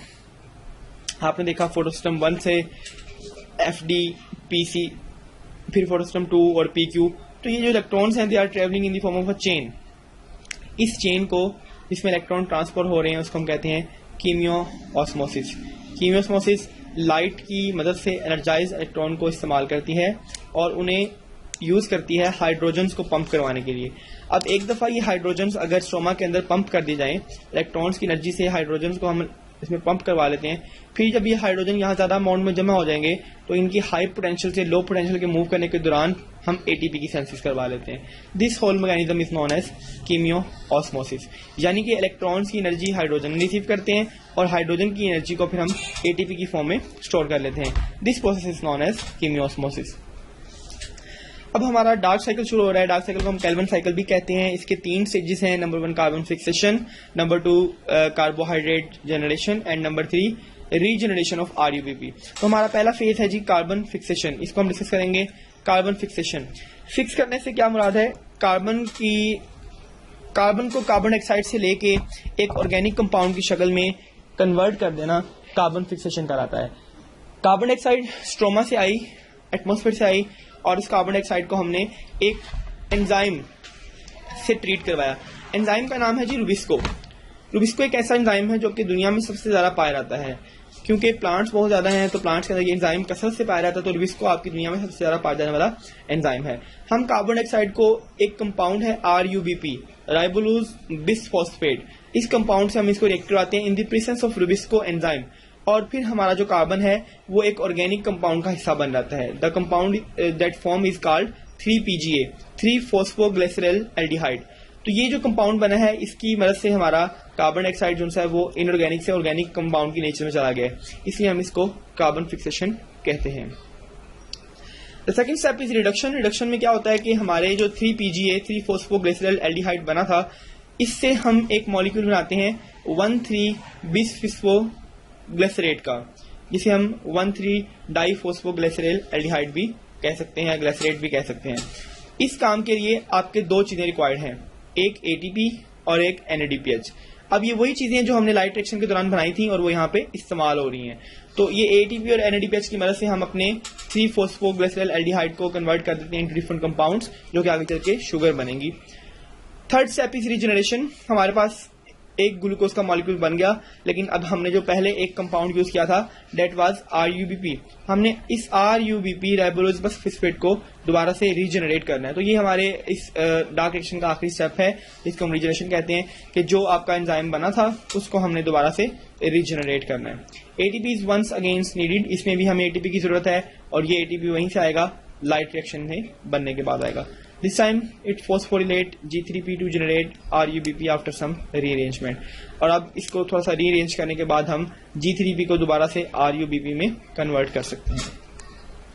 ये हमारे पास एक मुकम्मल साइकिल है। आप देख सकते हैं यहाँ पे 3 कलर शेड्स आपको नजर आ रही हैं और ये शेड्स शो कर रही हैं कि 3 डिफरेंट साइकिल हैं। ये पहला स्टेप है जी कार्बन फिक्सेशन का, जैसे कि हमने पहले डिस्कस किया। ये कार्बन रिडक्शन का है और ये रीजनरेशन का है। तो हमारे पास 3 फेज है। अब इनको हम जरा समझते हैं। पीछे हमने थ्योरी देखी, एक मॉलिक्यूल हमारे पास आया कार्बन डाइऑक्साइड का और उस एक मॉलिक्यूल कार्बन डाइऑक्साइड को हमने ट्रीट करवाना है पहले से मौजूद RUBP से। लेकिन यहाँ पे एक काबिल गौर बात, आपको यहाँ पे 3 लिखा हुआ नजर आ रहा है। 3 इसलिए कि आपने चैप्टर 2 में पढ़ा था कि एक सिंपल से सिंपल शुगर भी ट्राइओज होती है, इसमें 3 कार्बन मौजूद होते हैं। तो एक कार्बन से हम कोई शुगर नहीं बना सकते, हमें एटलीस्ट 3 कार्बन से काम शुरू करना पड़ेगा। तो 3 कार्बन यहां से आप लेंगे कार्बन डाइऑक्साइड से और 3 ही आप ले लेंगे RUBP, राइबोलोज बिसफॉस्फेट। इन दोनों को मिला के एक कंपाउंड बनेगा जिसका नाम है 3-फॉस्फोग्लिसरेट। इसमें आप एक फॉस्फोरस का ऐड करवाएं, इसको एनर्जी दें, तो ये बन जाता है 1,3-बिसफॉस्फोग्लिसरेट, यानी कि कार्बन नंबर 1 और कार्बन नंबर 3 दोनों के ऊपर फॉस्फोरस लग गया और बाई मीन 2, तो यानी कि 1,3-बिसफॉस्फोग्लिसरेट। ये ग्लिसरेट के ऊपर 2 फॉस्फोरस लगे हुए, कार्बन नंबर 1 पे और कार्बन नंबर 3 पे। इसके बाद हम इसके हाइड्रोजन एटम प्रोवाइड करते हैं NADPH से और ये हाइड्रोजन एटम लेके आपका ये बन जाता है ग्लिसरल एल्डिहाइड 3-फॉस्फेट, जिसे हम G3P कहते हैं। तो G3P हमारी एक्चुअली शुगर है। ये शुगर की फॉर्म में बाहर निकल जाएगी और बाकी की जो आपकी रह जाएंगी 5, हमारे पास यहाँ पे 6 बनी थी। 6 में से एक को हमने यूज कर लिया शुगर की फॉर्म में और बाकी जो 5 G3P थी वो after several reactions, after using several ATPs, they are again converted into RUBP। तो वो दोबारा से RUBP में कन्वर्ट हो जाएंगी प्रिकर्सर। तो इस तरह से हमारा साइकिल चलता रहता है। और चूंकि इस साइकिल को डिस्कवर किया था केल्विन मेल्विन ने, तो इसके नाम पे ही हमने इसको नाम रख दिया केल्विन साइकिल। तो ये आपको केल्विन साइकिल की समरी दी जा रही है। हमने एक कार्बन डाइऑक्साइड ली और हमारे पास ATP थी, NADH था, इनको यूज करके हमने PGAL, फॉस्फोग्लिसरल एल्डिहाइड, ये हमने बना लिया, जो कि हमारी आगे आके ग्लूकोज बनती है। इसकी मदद से हम इस PGL जो हमारे पास बना है, इससे ना सिर्फ हम ग्लूकोज बना सकते हैं बल्कि फ्रुक्टोज बना सकते हैं, सुक्रोज बना सकते हैं, स्टार्च बना सकते हैं। जो चीजें हमें रिक्वायर्ड है वो हम इसकी मदद से डेवलप कर लेते हैं। इसके अलावा जी हमें कुछ अहम बातें बताने वाले हैं। हमने टोटल यहाँ पे 15 कार्बन इस्तेमाल किए थे। 3 RUBP के मॉलिक्यूल थे और RUBP एक 5 कार्बन मॉलिक्यूल है, ठीक है। तो 5 सीधा 15। तो 3 कार्बन डाइऑक्साइड हमने इसमें ऐड किया, तो टोटल हमारे पास हो गए 18 कार्बन। इस 18 कार्बन से हमारे पास एक ट्रायोस फॉस्फेट बना और बाकी के जो 5 ट्रायोस फॉस्फेट थे उनको हमने 3 RUBP का मॉलिक्यूल दोबारा से प्रोड्यूस करने के लिए सेपरेट कर लिए। तो ये वही आपकी समरी जो हमने पीछे डिस्कस की है। देन हमने अपने पहले पोर्शन को कवर किया, दैट इज फोटोसिंथेसिस। अब हम इसके बाद मूव करते हैं रेस्पिरेशन की तरफ। रेस्पिरेशन क्या है? रेस्पिरेशन फोटोसिंथेसिस का इन्वर्स है। डिफाइन कैसे करते हैं? Respiration is a break down of food, heavy organic compound को छोटे कंपाउंड में तोड़ना और उनको तोड़कर उनमें से एनर्जी रिलीज करवाना। This is respiration. ये कहाँ होती है? माइटोकॉन्ड्रिया में होती है और इसके लिए इसके पास स्पेशल एंजाइम मौजूद होते हैं जो कि F1 पार्टिकल्स की फॉर्म में इन क्रिस्टे मेम्ब्रेन्स के ऊपर अटैच होते हैं। रेस्पिरेशन 2 तरह की, external and internal. External respiration breathing को कहते हैं, हवा को अंदर लेके जाना और बाहर निकालना। लेकिन इस चैप्टर में हमारा जो ताल्लुक है वो इंटरनल रेस्पिरेशन से रहेगा, यानी कि सेल्स के अंदर कैसे रेस्पिरेशन होती है, कैसे जो हम फूड खाते हैं उसको ऑक्सीजन से रिएक्ट कराया जाता है और उसे एनर्जी पैदा की जाती है। This is cellular respiration. Cellular respiration की 2 टाइप्स हैं, aerobic respiration and anaerobic respiration. वो रेस्पिरेशन जो हवा की मौजूदगी में होगी एरोबिक रेस्पिरेशन कहलाएगी और ऐसी रेस्पिरेशन जो हवा की गैर मौजूदगी में होगी एनारोबिक रेस्पिरेशन कहलाएगी, depending upon the presence of oxygen. इसके बाद हम बात करते हैं कि रेस्पिरेशन करने से पहले आपकी जो ग्लूकोज है, फ्रुक्टोज है, कोई भी चीज जो आप एनर्जी हासिल करने के लिए यूज कर रहे हैं उसको कन्वर्ट किया जाता है इनटू अ सिंपलर फॉर्म। तो आप देख रहे हैं कि ग्लूकोज है, ग्लूकोज के मॉलिक्यूल को कन्वर्ट किया जा रहा है पायरुविक एसिड में। पायरुविक एसिड एक सिंपल फॉर्म है। आपको डायरेक्ट ग्लूकोज को रेस्पिरेट नहीं करवाते बल्कि ग्लूकोज को क्रेब्स साइकिल में पहुंचाने से पहले उसे थोड़ा सा मॉडिफाई किया जाता है। तो ग्लूकोज को मॉडिफाई करके हम पायरुविक एसिड बना रहे हैं। रिएक्शन आप देख रहे हैं कि ATP भी इसमें बन रहे हैं और NADH भी इसमें बन रहे हैं, यानी कि ग्लूकोज से आप पायरुविक एसिड कन्वर्ट करते हैं, इससे एनर्जी रिलीज होती है, उससे हम ATP बना लेते हैं और NADH बना लेते हैं। ये एनर्जी भी आगे हमारे इस्तेमाल में आ सकती है। Yes, then cellular respiration. याद रखिएगा तमाम रेस्पिरेशन चाहे वो एरोबिक हैं चाहे वो एनारोबिक हैं, उनके अंदर ग्लाइकोलाइसिस का जो प्रोसेस है डेट विल बी कॉमन, हर एक में होगा। तो ग्लूकोज का जो एक स्टेप है वो बनता है जी ग्लाइकोलाइसिस, और ग्लाइकोलाइसिस से क्या होता है कि आपके पास एटीपी कन्वर्ट हो जाते हैं। ग्लाइकोलाइसिस की मदद से हम इसमें एटीपी स्टोर कर लेते हैं। अब इस ग्लाइकोलाइसिस के होने के बाद आगे दो स्टेप्स हैं। डिपेंड करता है कि ऑक्सीजन मौजूद है या नहीं है। अगर तो ऑक्सीजन मौजूद है तो एरोबिक रेस्पिरेशन होगी, जिसे हम ऑक्सीडेटिव रेस्पिरेशन भी कहते हैं।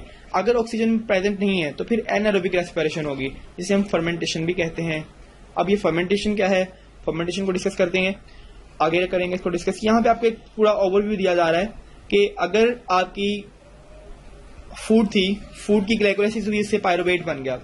अब पायरुवेट बनने के बाद डिफरेंट मेथड्स हैं। अगर तो आपके पास ऑक्सीजन मौजूद है तो एसिटाइल को एंजाइम लगेगा ऑक्सीजन की मौजूदगी में और इससे आपका क्रैब साइकिल चलेगा। ये नॉर्मल रेस्पिरेशन है जो कि ऑर्गेनिज्म में होती है, इसको हम डिटेल में डिस्कस भी करेंगे। अगर ऑक्सीजन मौजूद नहीं है तब भी दो पाथ हुए हमारे पास, या तो लैक्टेट बनेगा जिसको आप लैक्टिक एसिड के नाम से भी जानते हैं, या फिर अल्कोहलिक फर्मेंटेशन होगी और एथेनॉल बनेगा। अब अल्कोहलिक फर्मेंटेशन अक्सर हम देखते हैं यीस्ट करवाते हैं, बैक्टीरिया करवाते हैं, ये अल्कोहलिक फर्मेंटेशन करवाते हैं और इसका इस्तेमाल भी हम करते हैं बेकिंग वगैरह में। पहले ये एसिटल्डिहाइड बनाते हैं, एक कार्बन डाइऑक्साइड रिमूव होगा, फिर ये NADH से हाइड्रोजन लेके इसको एथेनॉल में कन्वर्ट कर देते हैं। इसी तरह की रिएक्शंस हम बेकिंग में और अपनी फूड इंडस्ट्री में इस्तेमाल करते हैं। जहां तक बात है लैक्टिक एसिड की, लैक्टेट के प्रोड्यूस होने की, तो ये हमारी बॉडीज में बनता है। जब हम बहुत ज़्यादा हैवी एक्सरसाइज करें, ऑक्सीजन की अमाउंट बॉडी में बहुत कम हो जाए, तो in the absence of oxygen हमारा जो पायरुविक एसिड है या पायरुवेट है that is converted into lactate, और फिर लैक्टेट या लैक्टिक एसिड के जमा होने से ही हमारे जिस्म में क्रैम्प्स पड़ते हैं, जिसे हम उर्दू में खलियां कहते हैं। तो ये हमारे दो एनएरोबिक रेस्पिरेशंस हैं जो हम डिटेल में डिस्कस करेंगे। हम डिटेल में क्रैब साइकिल को और ये ऑक्सीडेटिव पाथवे को डिस्कस करेंगे। तो ये हमारा एक मजीद ओवरव्यू आ गया। फोटोसिंथेसिस से ग्लूकोज बनी, ग्लूकोज को तोड़ा गया, ग्लाइकोलाइसिस में पायरुवेट बन गई, पायरुवेट से हमने एरोबिक ऑक्सीडेशन से एसिटाइल कोए बनाया और ये बने, और फिर फर्मेंटेशन से हमने एथेनॉल या फिर लैक्टेट, जो हमने पीछे डिस्कस किया उसी का एक ओवरव्यू हमारे पास अगेन आ जाता है।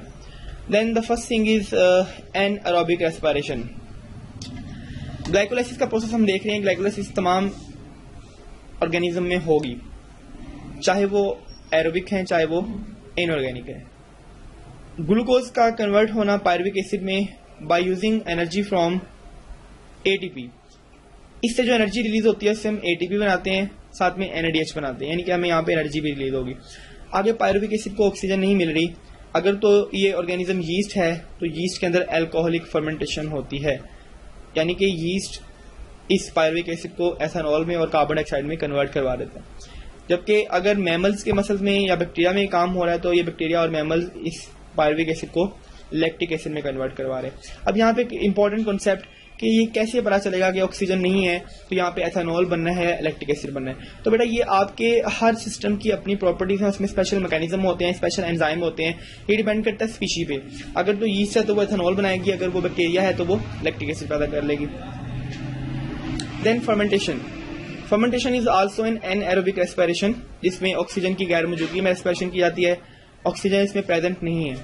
अल्कोहलिक फर्मेंटेशन है या फिर लैक्टिक एसिड फर्मेंटेशन है, ये हमने डिस्कस कर लिया है। न्यूक्लियोटाइड एडिनोसिन राइबोज, यानी कि ये हमारे पास एटीपी का स्ट्रक्चर है। हमने जिक्र किया था कि राइबोज शुगर है और इसके साथ एडिनोसिन लगा हुआ है और इसमें बहुत से फॉस्फोरस के ग्रुप भी हैं। तो ये जो फॉस्फोरस के ग्रुप हैं ये हाई एनर्जी बॉन्ड से जुड़े हुए हैं, जिसको हम फॉस्फोडाइस्टर बॉन्ड भी कहते हैं, और इसके अंदर बहुत सी एनर्जी स्टोर है। सबसे ज्यादा एनर्जी जो है वो टर्मिनल फॉस्फोरस में स्टोर हुई होती है, इसीलिए हम इस फॉस्फोरस बॉन्ड को तोड़ के हम एनर्जी हासिल करते हैं। सेकंड और जो थर्ड आपके पास फॉस्फोरस है उसमें हाई एनर्जी स्टोर नहीं होती, कम एनर्जी स्टोर होती है। यही वजह है कि हम ADP को मजीद तोड़ के AMP वगैरह में कन्वर्ट नहीं करते। उसके बाद बायोलॉजिकल ऑक्सीडेशन। ग्लाइकोलाइसिस के बाद हम पायरुवेट को हम कन्वर्ट करते हैं एक स्पेशल कंपाउंड में, जिसे हम कहते हैं एसिटाइल कोलिन या फिर कोएंजाइम एसिटाइल कोए। इस प्रोसेस को हम कहते हैं बायोलॉजिकल ऑक्सीडेशन। यानी कि ग्लाइकोलाइसिस के बाद एक स्टेप आता है, क्रैब साइकिल में जाने से पहले आपके पायरुवेट को भी एक कंपाउंड में कन्वर्ट किया जाता है जिसका नाम है एसिटाइल कोए, और इसमें कोएंजाइम भी यूज होता है। इस प्रोसेस को हम कहते हैं biological oxidation. It is a cellular process in which organic substance release energy in the form of ATP, और इससे कार्बन डाइऑक्साइड बनती है, वाटर बनता है और ऑक्सीडेटिव रिएक्शन चलते हैं। इसमें जो ऑर्गेनिक सब्सटेंसेस हैं वो कार्बोहाइड्रेट्स हैं, फैट्स हैं और प्रोटीन्स हैं।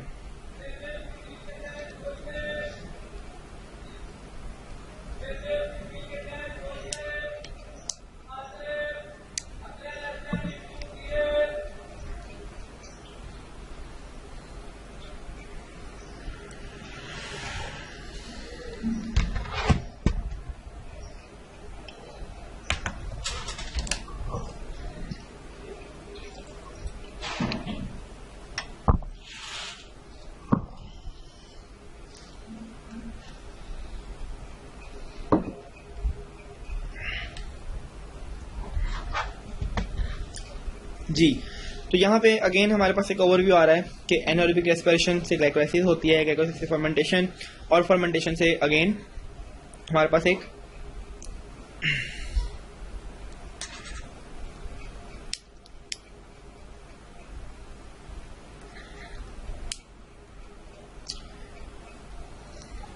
जी, तो यहाँ पे हमारे पास एक ओवरव्यू आ रहा है कि कैसे हमारे पास रेस्पिरेशन की टाइप्स हैं। एनारोबिक रेस्पिरेशन है, ग्लाइकोलाइसिस बना रही है, फर्मेंटेशन कर रही है और इससे हमारे पास एक एटीपी भी बन रहा है।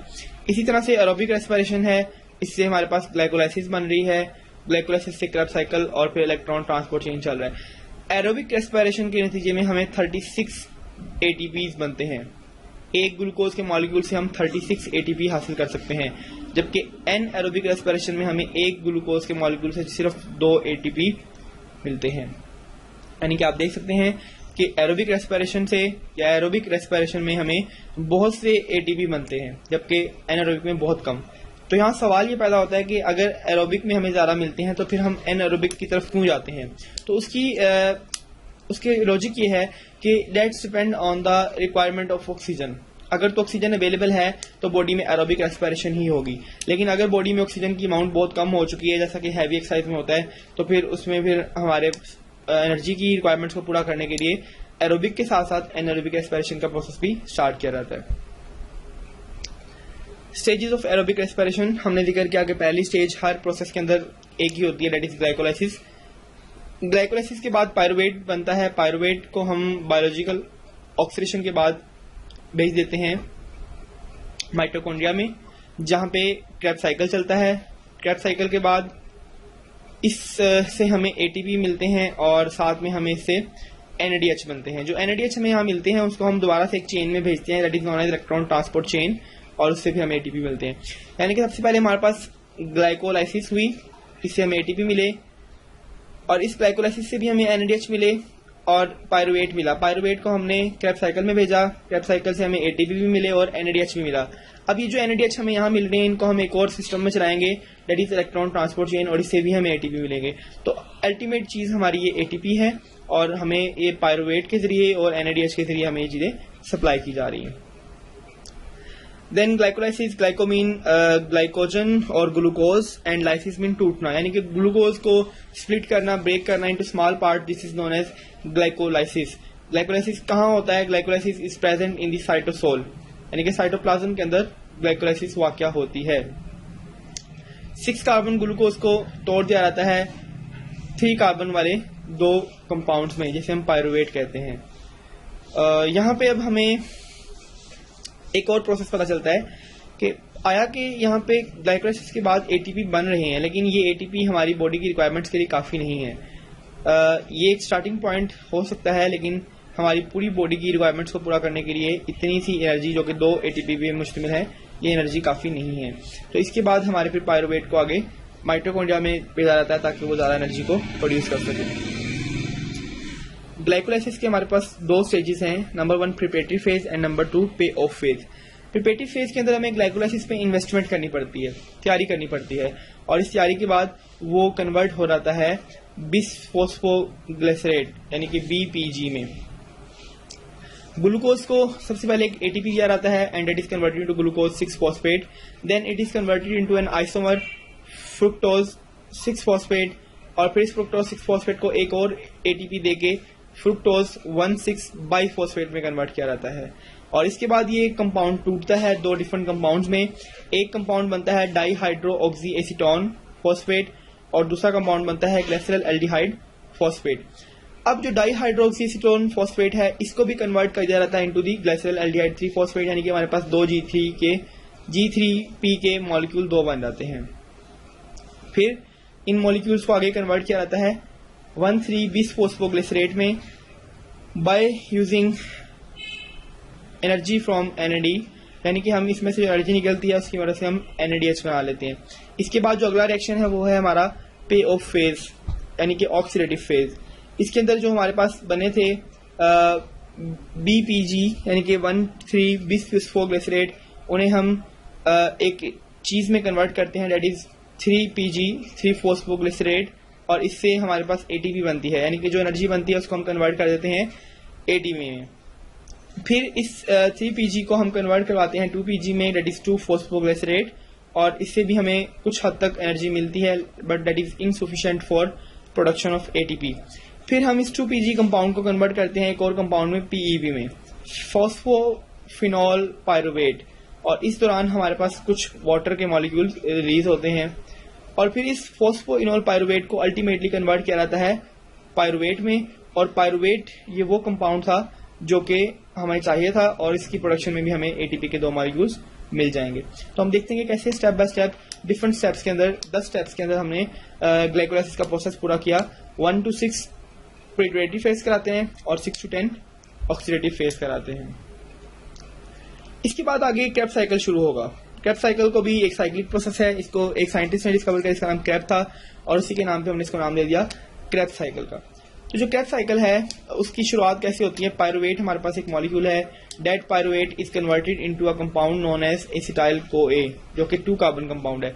Pyruvate is actually 3 carbon compound, लेकिन एक कार्बन डाइऑक्साइड की फॉर्म में यहाँ से रिमूव हो गया और हमारे पास पीछे 2 कार्बन यानी कि एसिटाइल CoA रह गया।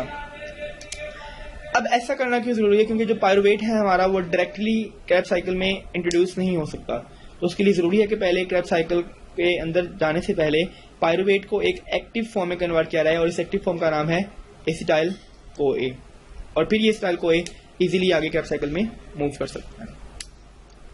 अब यहाँ पे हमें क्रेब साइकिल का एक ओवरव्यू दिया जा रहा है कि हमारे पास एसिटाइल CoA बना, और ये एसिटाइल CoA रिएक्ट करेगा किसके साथ?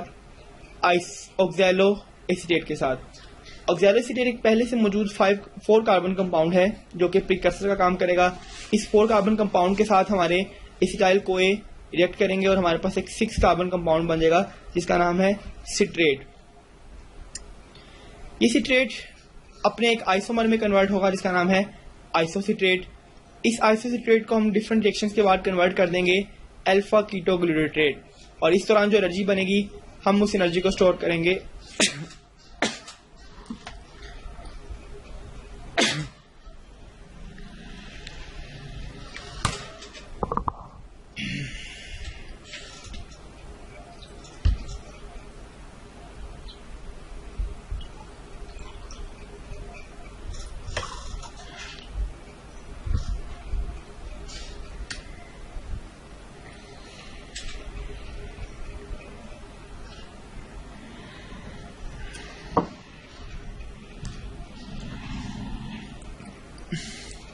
अब इस अल्फा कीटोग्लूटारेट बनने के दौरान जो एनर्जी पैदा होती है उस एनर्जी को हम यूज कर लेते हैं for the production of NADH। इसी तरह से अगली रिएक्शन में एक कार्बन डाइऑक्साइड का मॉलिक्यूल इसमें ऐड होगा और ये 5 कार्बन कंपाउंड बन जाएगा, और अल्फा कीटोग्लूटारेट जो है वो बनेगा।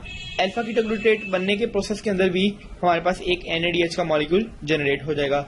अब ये अल्फा कीटोग्लूटारेट जब कन्वर्ट होता है इनटू सक्सिनेट, सक्सिनेट डिहाइड्रोजिनेज एक ऐसा कंपाउंड है जिसकी तैयारी के दौरान हमें एक GTP का मॉलिक्यूल बनता है। GTP क्या है? जिस तरह से हमारे पास ATP है जो कि ADP से बना था, इसी तरह से GDP से एक फॉस्फोरस लगने के बाद ये GTP बन जाएगा, और GTP को हम यूज करेंगे फिर आगे ATP बनाने में। तो हमारा जो मेन प्रोसेस है वो ये है कि हमने ATP की प्रोडक्शन करनी है।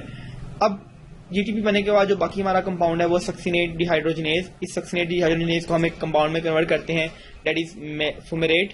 फुमेरेट को हम कन्वर्ट करते हैं मेलेट में, और malate is again converted into ऑक्सैलोसिट्रेट।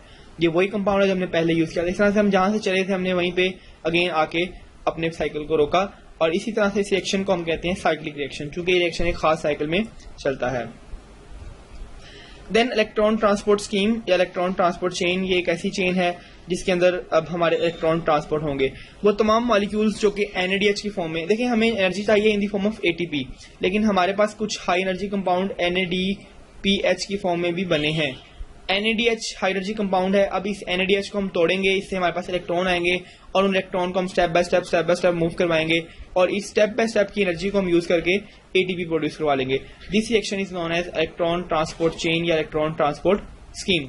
और एंड पे इलेक्ट्रॉन जाएगा वाटर के पास, ऑक्सीजन के पास, और यहाँ पे वाटर बनेगा और आपके पास एक प्रॉपर चैनल आपका मुकम्मल हो जाता है।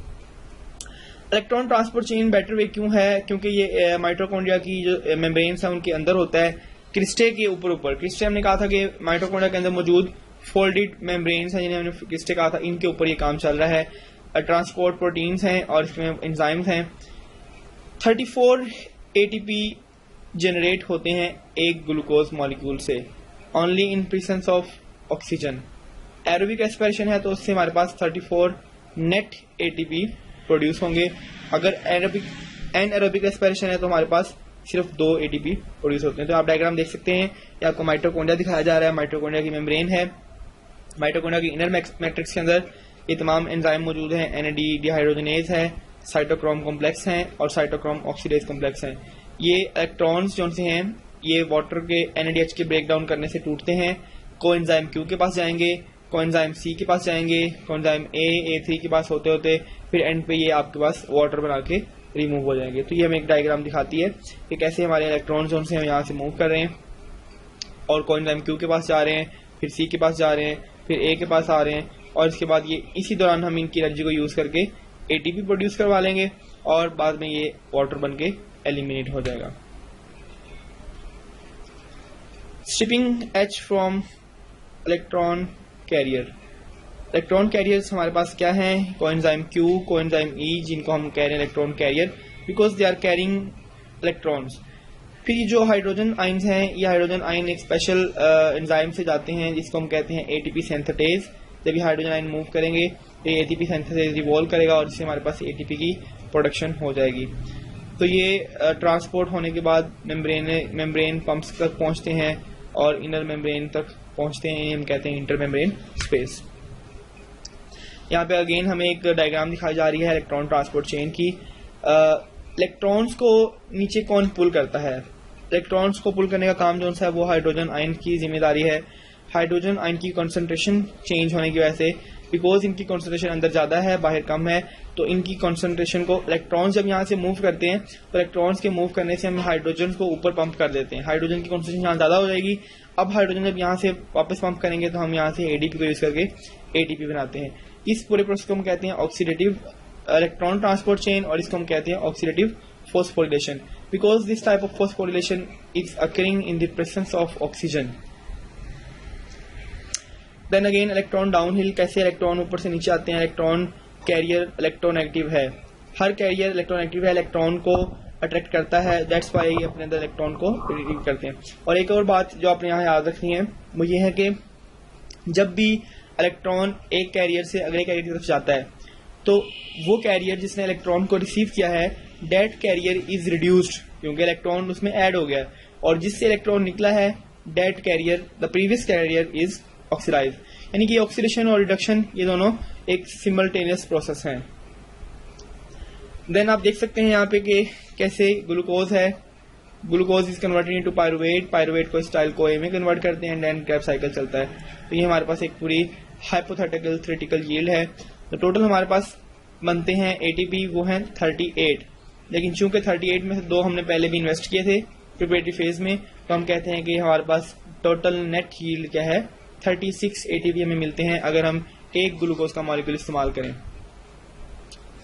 Then again cycle of energy, हमने जो बात की वो हमारी सारी की सारी बात क्लोरोप्लास्ट से स्टार्ट हुई, क्लोरोप्लास्ट और माइटोकॉन्ड्रिया के दरमियान घूमती रही है। तो यही हमारी बायोइलेक्ट्रिक्स है कि कैसे हमारा ये सिस्टम मुकम्मल चलता है। तो हमने देखा कि कैसे एनर्जी रिवॉल्व होती है माइटोकॉन्ड्रिया में और क्लोरोप्लास्ट में। ये लेक्चर आपके बेसिक कॉन्सेप्ट को क्लियर करने के लिए 30 to 40% है।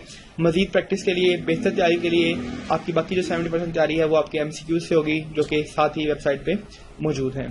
Thank you so much. अल्लाह हाफिज़।